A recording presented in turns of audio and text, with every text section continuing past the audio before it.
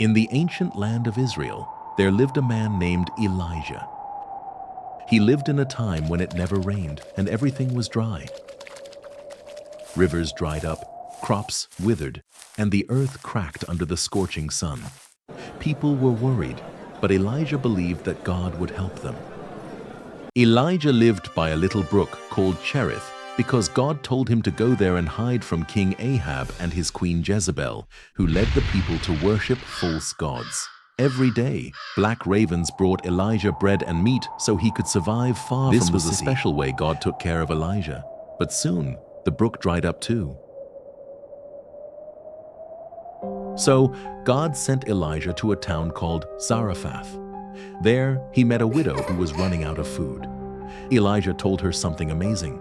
If she shared her food with him, God would make sure her food didn't run out until it rained again. And that's exactly what happened. Her jar of flour and jug of oil never ran out. The widow had a son who got very sick. He stopped breathing and died. Elijah was very sad and prayed to God, and miraculously, the boy started breathing again. The woman was so happy and knew that Elijah was truly close to God. One day, God told Elijah to confront King Ahab and challenge him to a test to prove whose God is real. He went to a place called Mount Carmel to show the people who the real God was. He challenged the prophets of a false god. They both would sacrifice a bull on an altar, but they wouldn't start the fire themselves.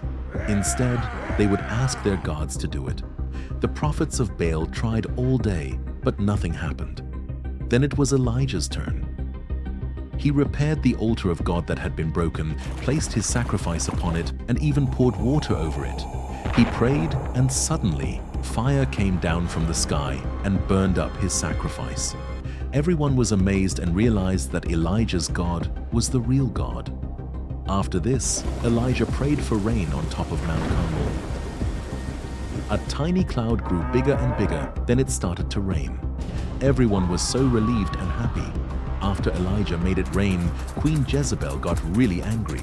Elijah was scared, so he ran away into the wilderness. While Elijah was hiding and feeling really alone, something amazing happened. God spoke to him. God told Elijah that he wasn't alone.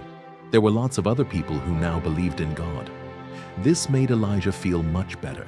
God also told him about new things to do and about a man named Elisha who would help him and one day be his successor. One day, when he was with Elisha, a fiery chariot with fiery horses came and took Elijah right up to heaven. Elijah's journey was filled with miracles and the power of God. It teaches us about having faith and trusting in God, even when things seem really tough.